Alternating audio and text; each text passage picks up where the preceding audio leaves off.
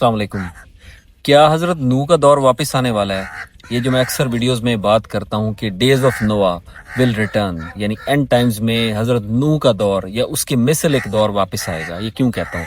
कई लोगों ने सवाल किया, मुझे एक दो दोस्तों ने तो वैसे पूछा, यार आप ये कैसे कहते हैं? नूह का दौर जो था, तूफ़ान नूह आया था और इस तरह जो तबाही हुई थी, क्या दोबारा कोई तूफ़ान आना है, कोई फ्लड आना है, ग्रेट फ्लड आएगा? तो मैंने कहा कि मैं इस बारे में वीडियो ही बना देता हूँ ताकि आप लोगों को समझ आए, जो थोड़ा बहुत मेरा नॉलेज है मैं आपसे शेयर कर लूँ। कमेंट्स में बताइएगा कि क्या ये सही है या नहीं है, क्योंकि आप लोगों की राय बड़ी अहम होती है। और कुछ लोगों ने बड़े अच्छे पॉइंट्स बताए, जैसे मैंने ये वीडियो में बताया था ज़ोरा सिटी के बारे में मैंने वीडियो बनाई, तो कुछ ने कहा कि आई थिंक ये बगदाद है। फिर मैंने कंफर्म किया, यस ये बगदाद को भी ज़ोरा कहा जाता था या कहा जाएगा, तो ज़ोरा शहर जो है ये बगदाद होगा। ये मैं इस्लाह कर दूं, ये डिस्क्लेमर मैं दे दूं कि मेरी किसी भी वीडियो में मैं कुछ हतमी राय नहीं देता, बल्कि जो शेयर्ड नॉलेज होता है उसे मजीद आपसे शेयर करता हूँ, उसमें इस्लाह मुमकिन है। मैं कोई ये नहीं कहता मैं अकल कुल हूँ। तो बात तो यह है कि हज़रत नूह अलैहिस्सलाम का दौर कैसे वापस आएगा, वो कैसे रिटर्न होगा। इस तरीके से होगा, क्योंकि ये बाइबल में भी प्रोफेसी मौजूद है और हदीस और रिवायात से बात मिलती है, साबित है कि आखिरी दौर में उसी तरीके से इम्तिहान लिया जाएगा। किताब हयातुल कुलूब, उस किताब में मैंने पढ़ा था, ये मैंने मैट्रिक के दिनों में किताब पढ़ी थी और उस किताब में ये बात दर्ज है। मैंने इसे मजीद कंफर्म किया। उन्होंने कहा कि हज़रत नूह के दौर में जिस तरह इम्तिहान लिए गए मुसीबतों, आलाम और मसाइब से, और ईमान का, अकल का, इंसान की कारकर्दगी का जो इम्तिहान लिया गया, वैसा ही इम्तिहान, उसी तर्ज का इम्तिहान, शायद उससे कहीं ज़्यादा इंटेंसिटी के साथ वो इम्तिहान आखिरी दौर में लिया जाएगा। ज़हूर मेहदी से कबल ऐसा दौर आएगा कि जिसमें इंसान छलनी में से गुजारे जाएंगे, अहले ईमान भी और आम इंसान भी, अहले फ़िक्र भी छलनी में से गुजारे जाएंगे। बार बार छलनी से गुजारते गुजारते सिर्फ थोड़े से प्योर लोग बच जाएंगे। जो डबल माइंडेड होगा वो रह जाएगा, वो छलनी से अलग कर दिया जाएगा, और जो भी जिसका ईमान मुतज़लज़ल होगा, मुतगय्यर होगा, उसे भी हटा दिया जाएगा। तो ऐसे लोग बचेंगे जो प्योर होंगे, यानी दिल का जिनका खालिस होगा। और ऐसा इस तरीके के इम्तिहानात आएंगे कि डबल माइंडेड रहना या दोनों साइडों पर, और हक और बातिल दोनों को सपोर्ट करना मुमकिन नहीं रहेगा। You will have to choose the side, आपको एक तरफ जाना होगा। और किस तरह वो इम्तिहान आएंगे, उसमें मुख्तलिफ तरीके, अलाम व मसाइब में, जैसे हज़रत नूह के दौर को पहले समझना ज़रूरी है कि वो किस तरीके का इम्तिहान था। वो आप सुनकर हैरान हो जाएंगे। ये चीज़ें आपको किताबों में नहीं मिलती। जब मैं बात करता हूँ तो कुछ लोग कहते हैं आप रेफरेंस दें। मेरे पास हिस्टोरिकल रेफरेंस है, आर्कियोलॉजिकल रेफरेंस इसके मौजूद हैं, बड़ी डिटेल है, मैं साथ साथ देता भी रहता हूँ। वैसे मैं अपनी टिकटॉक वीडियोस में शेयर भी करता हूँ। तो बात ये है कि मैं आपको सिर्फ इसकी बेसिक थोड़ा बहुत बता देता हूँ ताकि आप समझ जाएं इस कॉन्सेप्ट को कि हज़रत नूह अलैहिस्सलाम के दौर में कैसा इम्तिहान था। हज़रत नूह के दौर में जब हज़रत नूह ने कहा कि एक तूफान आने वाला है, तो लोगों को बार बार आजमाया गया और बार बार सिचुएशंस को कुदरत की तरफ से रिक्रिएट किया गया, हालात को। यानी बार बार ऐसा कि हज़रत नूह कहते थे ये होगा तो ये होगा, जब ये वाकयात होंगे, ये निशानियां पूरी होंगी तो ये तूफान आएगा।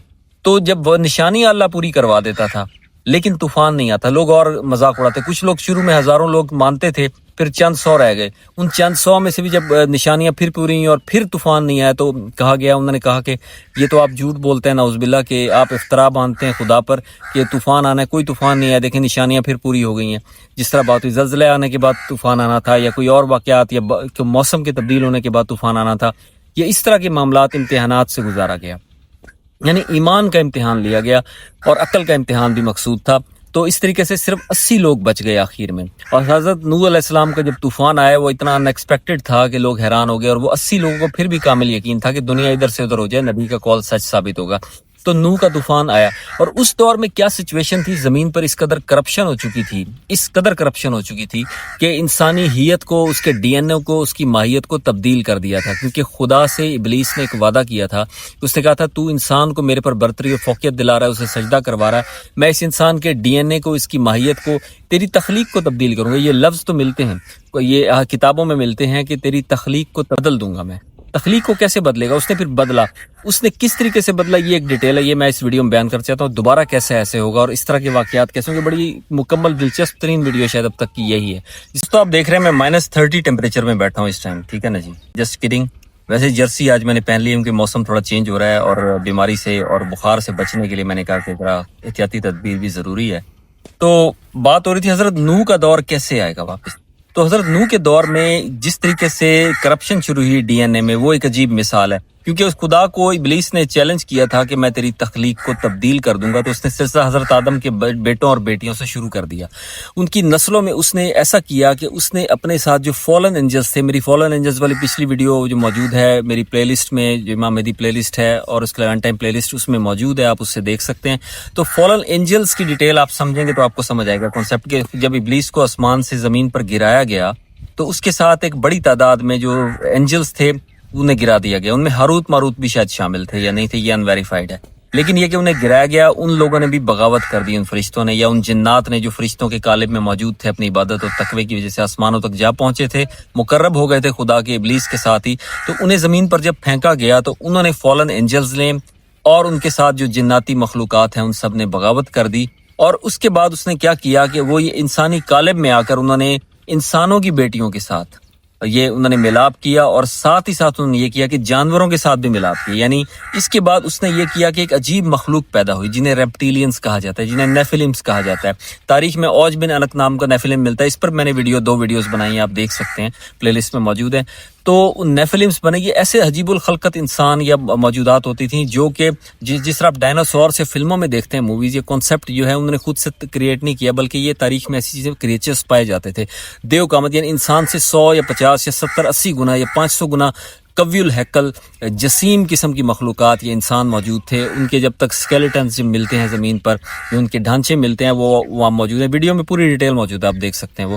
وہ ان سے ثابت ہوتا ہے یہ عجیب و غریب مخلوقات کیسے ہوگی. یعنی ایک تقریباً 400 فٹ طویل انسان کیسے پیدا ہو گیا، کیسے ایک انسان جو بالکل انسانی شکل کا، یہ ایک ہاتھی جو ہے وہ جائنٹ ایلیفنٹ کیسے وجود میں آ گیا. اسی طرح کی مخلوقات. پھر آپ کو قدیم مصری جو آپ کو ملتی ہیں سٹرکچرز ملتے ہیں، ممیز ملتی ہیں، یا آپ کو ان کی تصویریں ملتی ہیں. آپ دیکھتے ہیں کہ دھڑ انسان کا ہے، جو چہرہ ہے وہ جو ہے وہ پرندے والا ہے، یعنی کسی چہرہ اول والا ہے، الو والا ہے، یا چہرہ کسی اور تیز نوک والے جو پرندے یا جانور والا ہے. دھڑ انسان کا ہے. یہ کیا ہے؟ یہ بھی اسی ریپٹیلینز کی قسم تھی. انہیں پھر گاڈز کا درجہ دے دیا ان لوگوں نے، اس کی پوجا کرنے لگے. وہ سمجھے آسمانی مخلوق ہے، حالانکہ یہ انسانی ڈی این اے اور جانوروں کے ڈی این اے کو کرپٹ کر کے جو فالن اینجلز نے ملاپ کر کے اپنی ایک نسل پیدا کی. یہ نسل زمین پر اس قدر ناظرین پھیل گئی کہ لاکھوں کی تعداد میں یہ چیزیں چلتی پھرتی نظر آنے لگی. انہوں نے تباہی مچانا شروع کر دی. یہ بڑے بڑے دریاؤں اور چشموں کا پانی پی جاتے تھے، اور روایات میں ملتا ہے کہ یہ بڑے بڑے پورے جنگل کھا جایا کرتے تھے، پورے جانداروں کو نگل جایا کرتے، بستیوں کو، انسانی بستیوں کو تباہ کیا کرتے تھے. تو اس کے بعد ان کا جب تباہی حد سے بڑھ گئی تو طوفان نوح اللہ نے اسی لیے بھیجا وہ طوفان کہ اس پوری کرپٹ جو ڈی این اے کر دیا گیا انسانی ریس اور جانوروں کا، جانداروں کا، حتیٰ کہ انہوں نے درختوں تک سے، یہاں جو پودے ہیں، جو پلانٹ سپیشیز ہیں، ان تب سے بھی اپنے ڈی این اے کو ملا کر انہوں نے ایک نئی تخلیق سامنے لائے. وہ تو اللہ نے طوفان بھیج کر صرف ان 80 لوگوں کو جو خالص رہ گئے تھے، جو امتحان سے گزر کر پاکیزہ رہے، انہیں کشتی میں سوار کرایا، اور ان جانداروں کو، جوڑوں کو جو بالکل جن کا ڈی این اے کرپٹ نہیں ہوا تھا، انہیں اس کشتی میں سوار کر کے انہیں روانہ کر دیا. کوہ جودی پر جا ٹھہری. باقی ساری جو پاپولیشن جس کا ڈی این اے کرپٹ ہو چکا تھا، جو نسلیں جو متغیر ہو چکی تھیں فالن اینجلز کی بغاوت اور سازش کے نتیجے میں، ان نسلوں کو طوفان کے ذریعے صفائستی سے مٹا دیا گیا.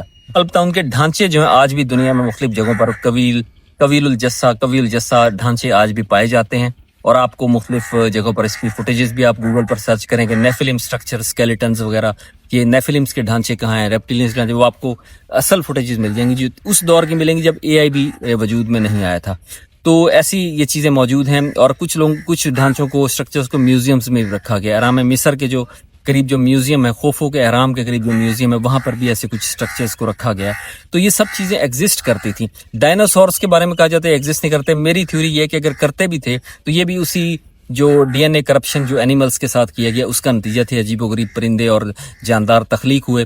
تو ایسا ممکن آج بھی اس کا ثبوت سائنٹیفک یہ ہے. ناظرین آپ کہیں گے سائنسی ثبوت ہے. سائنسی ثبوت یہ ہے کہ آج بھی جب آپ پیوند کاری کرتے ہیں تو آپ مختلف قسم کے پلانٹس کو تشکیل دے دیتے ہیں. پیوند کاری کے نتیجے میں آپ جو اینیمل یعنی ٹائیگر اور لائن کو ملا کر ایک لائبر نام کا ایک جاندار تخلیق کیا جاتا ہے، وہ آپ کو مل جائے گا. اس طرح خچر جو ہے وہ گھوڑے اور گدھے کی ملنے سے ہی پیدا ہوا. تو ایسی آپ کو عام مثالیں ملتی ہیں. تو اسی طرح کی کرپشن کی گئی ہیومن ڈی این اے میں طوفان نوح سے قبل. اسی طرح کے واقعات ہوتے رہے اور طوفان نوح کے بعد پھر دوبارہ کوہ جودی کے بعد سوکس سمانی یعنی 80 لوگوں کے آباد کردہ ایک شہر میں جو ترکی کے علاقے میں موجود ہے، وہاں پر اس نسل کو آباد کیا گیا 80 لوگوں کو. اور پھر ایک بیماری آئی، وہ 80 لوگ بھی ہلاک ہو گئے. اس کے بعد ان کی نسل آگے بڑھی, اس سے انسانی نسل چلی. اب آخری دور میں یہ طوفان نوح والا دور, ڈیز آف نوح کیسے واپس آئیں گے؟ سیم اسی طرح سے بار بار نشانیاں ظہور کی پیدا کر کے لوگوں کا امتحان لیا جائے گا, یعنی بس تمام نشانیاں پوری ہو جائیں اور پھر بھی امام مہدی سامنے نہ آئے, عیسیٰ ابن مریم نہ آئے, تو لوگ کتنے آدھے لوگوں کا اعتقاد تو ختم ہو گیا, کہیں گے ایسے ہی جھوٹ کہانی ہے, نعوذ باللہ ڈرامہ ہے, تو وہ چھوڑ دیں گے. اس کے بعد مزید چھوڑ دیں گے. آخر تھوڑے سے خالص لوگ 313 یا چند 8-10 ہزار 15 ہزار لوگ پوری دنیا میں بچ جائیں گے جو پھر بھی بلیو کریں گے. لیکن ساتھ ہی ساتھ ہیومن ڈی این اے کی کرپشن بھی اسی طرح سے اب کی جا رہی ہے. آپ کو ہیومن کلوننگ کے بارے میں اب پڑھ رہے ہیں, یو ایس اے کی لیبز میں ایسی اطلاعات ہیں اور ایسی ویڈیوز بے شمار موجود ہیں, ایسے فوٹیجز موجود ہیں اور ایسی رپورٹس ہیں کہ وہ وہاں پر تجربے کر رہے ہیں, مختلف ایکسپیریمنٹس کر کے مختلف جانداروں کے ڈی این اے کو ملا کر وہ ایسے پیدا کر رہے ہیں. اور اسی طریقے سے کہا جاتا ہے کچھ ویکسینز ایسی لائی گئیں جن کے ذریعے ڈی این اے کو کرپٹ کرنے کی سازش تھی. یہ ایک تھیوری ہے, میں اس میں یقین نہیں کرتا, لیکن یہ بات چلی اور اسے میڈیا میں ڈسکس کیا گیا اور ان ویڈیوز کو, ان سوشل میڈیا اکاؤنٹس کو دبا دیا گیا, سپریس کر دیا گیا, ڈیلیٹ کیا گیا جہاں یہ بات کی گئی. تو اس طریقے سے یہ سارے کرپشن جاری. اب بھی اینڈ ٹائمز میں اسی طریقے سے کہا جا رہا ہے کہ کچھ ایسے فوٹیجز ملے ہیں کہ پہاڑوں کے اوپر طویل الجثہ انسانوں کو یا بندر نما جانداروں کو دیکھا گیا ہے جو بہت زیادہ طویل القامت ہیں. اور اسی طریقے سے ایسی مخلوق تیار کی جا رہی ہے مختلف لیبز میں مختلف جزیروں پر کہ جو کہ آخری دور میں نیفلمس کے مشابہ ہوگی. اور آخری دور میں یہ جب ہم سنتے ہیں کہ جب لشکر ہوگا, آرماگیڈن ہوگی, فائنل بیٹل ہوگی امام مہدی سے اور عیسیٰ ابن مریم سے, تو اس بیٹل میں ان مخلوقات کو لڑوایا جائے گا. یعنی حق کے لشکر کے ساتھ یہ مخلوقات لڑیں گی, جنگ کریں گی اور انہیں ہلاک کیا جائے گا. اور موسٹ لائکلی یاجوج ماجوج بھی ہو سکتا ہے کہ اسی نیفلمس کے فالن اینجلز کی نسل سے ہوں, ڈی این اے کرپٹ ڈی این اے کا نتیجہ ہوں. تو یہ ساری وہ تھیوری ہے جس کے اوپر بات کرنا ضروری تھا کہ یہ حضرت نوح کے دور کی طرح سے وہ مخلوق آپ کو طویل القامت اور عجیب الخلقت مخلوقات ہو سکتا ہے مستقبل قریب میں یا بعید میں چلتی نظر آئیں. آپ کو یہ ایسے مشاہدات ہوں کہ آپ کہیں یہ کہاں سے پیدا ہو گئی. ایسی بیماریاں ناظرین سامنے آ رہی ہیں ایسے جن کا علاج بھی نہیں پتہ, جو کبھی تاریخ میں نہیں ملتی کہ یہ بیماری کہاں سے آ گئی. ایڈز اس کی ایک قسم ہے, اور بے شمار بیماری ہیں. کونگو وائرس آ گیا, یہ کبھی تاریخ میں کونگو وائرس کے شواہد نہیں ملتے. اس طرح اور بے شمار وائرسز ایجاد ہو. جب وائرس ایجاد ہو سکتے ہیں, وائرس بھی تو زندگی کی ایک شکل ہے, تو ایجاد نہیں ہوتے. ایکچولی یہ مختلف D N A M L کا میشن کا ملاپ کا نتیجہ ہوتا ہے, اس کی ڈی این اے انجینئرنگ کا نتیجہ ہوتا ہے. تو اسی قسم کی انجینئرنگ ان فالن اینجلز نے کی. سوال یہ ان کے پاس یہ نالج کہاں سے آیا؟ تو اس لیے کہ دیکھیں ابلیس کو آسمانوں پر بھی عالم کا درجہ حاصل تھا. وہ اس انسان کی نفسیات کا ہزاروں سال کا تجربہ رکھتا ہے اور ساتھ ساتھ اس کے بعد انسانی تخلیق کا, زمین کی تخلیق کا پورا نالج موجود تھا. جو آسمانوں پر فرشتوں کو علم دیتا تھا اسے یہ باتیں بھی بخوبی علم تھی کہ ڈی این اے کو کیسے کرپٹ کیا جا سکتا ہے. اس بنیاد پر اس نے پوری انسانی تخلیق بگاڑ دی اور پھر یہ فالن اینجلز کی نسلوں کا سلسلہ طوفان نوح کے نتیجے میں ختم کیا گیا. اب دوبارہ وہ نسلیں کریٹ کی جا رہی ہیں لیبز کے ذریعے مختلف جگہوں پر, جزائر پر. ایسے شواہد بھی ملتے ہیں اور ان قریب اسی طرح آپ کو پتہ ہے کہ جو کچھ حقیقت ہونا ہوتا ہے ہالی ووڈ اس کی عکاسی فلم بندی کر دیتا ہے اور اس کی فلمیں جو ہیں وہ حقیقت میں بعد میں سچ ثابت ہوتی ہیں. شروع میں سمجھتے ہیں سائنس فکشن ہے, وہ فکشن نہیں ہوتا, وہ ریئلٹی بیسڈ ہوتا ہے. سٹار وارز کا کنسپٹ دیا, سٹار وارز کی طرف وہ جا چکے ہیں. اسی طریقے سے انہوں نے بے شمار ایسے کنسپٹس دیے جو آج پورے ہو رہے ہیں. انہوں نے موبائل کا کنسپٹ 1963 میں ایک مووی بنائی تھی, اس میں دیا تھا. وہ موبائل کا کنسپٹ آج وہ آپ دیکھ رہے ہیں, موبائل اینڈرائڈ اور آئی او ایس وغیرہ, آئی فون وغیرہ موجود ہیں. اسی طرح سے انہوں نے ورچوئل ریئلٹی کا کنسپٹ دیا, وہ موجود ہے. تو اسی طریقے سے انہوں نے یہ سارا کچھ دکھانا شروع کر دیا کہ نیفلمز آ رہے ہیں, ان سے انسان جنگ کریں تاکہ ہر چیز کو نارملائز کیا جائے. جب یہ چیزیں آئیں آپ لوگ کہیں یار ان سے کیا لڑنا, ان سے تم جیت نہیں سکتے. تو اس طرح کی چیزوں کو نارملائز کرنے کے لیے میڈیا, سوشل میڈیا کا استعمال کیا جا رہا ہے. لیکن چیزیں ایگزسٹ کرتی ہیں. ڈیز آف نوح, حضرت نوح کے دور کی طرز کے واقعات کو دہرایا جا رہا ہے, واپس لایا جا رہا ہے. پھر ہیومن ڈی این اے کو, اینیملز اور پلانٹ سپیشیز کے ڈی این اے کو کرپٹ کر کے دنیا میں نئی ریس پیدا کر کے آخری دور میں اس فائنل بیٹل آرماگیڈن میں حق کی قوتوں کے ساتھ لڑوایا جائے گا. ساتھ ہی اے آئی اور روبوٹکس کا استعمال کیا جائے گا. پچھلی ویڈیو میں نے روبوٹکس اے آئی پر بنائی تھی, وہ ضرور دیکھیے گا. تو یہ سارے واقعات ہیں, تو اس لیے ڈیز آف نوح کا ذکر کرتا ہوں. حضرت نوح کا دور آئے گا, بار بار امتحان لیے جائیں گے اور اس میں لوگ فیل ہوتے جائیں گے, تھوڑے سے لوگ بچ جائیں گے. دوسری چیز یہ کہ اسی طریقے سے ڈی این اے کی انجینئرنگ کی جائے گی, مینیپولیشن کی جائے گی جیسے حضرت نوح کے دور میں ہوئی. ٹھیک ہے, امید ہے آپ سمجھ گئے ہوں گے کانسیپٹ کو. Thank you.